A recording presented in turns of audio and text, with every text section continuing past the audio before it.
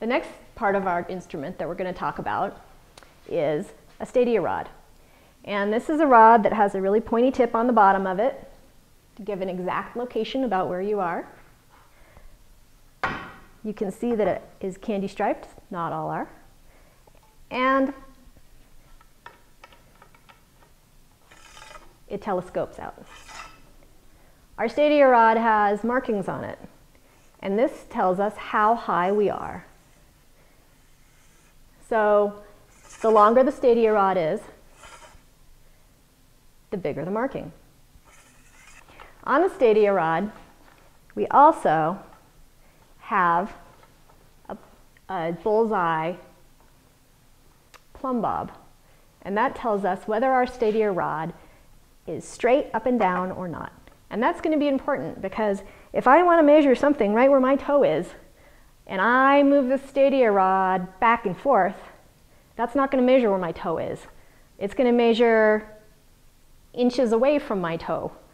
So for instance, if my toe is at the center line of my body and I want to measure where that is, and I stick my stadia rod like that, I'm not going to get an accurate measurement.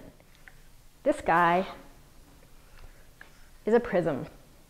And if you look on the inside,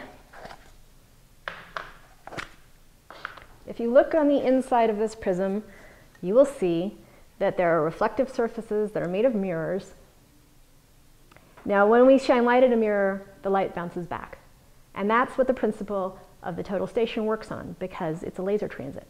And it shoots a laser out, and the laser bounces back from these prisms and back into the instrument. And the instrument reads the amount of time that it took the laser to go from the instrument and bounce back. This prism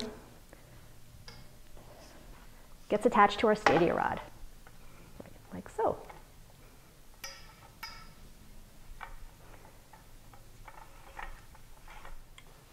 So one thing to notice about this is that this stadia rod is at the bottom, and it's not very high up in the world. It's about my head height, which isn't super high. And if I do this thing, I'm going to have some error.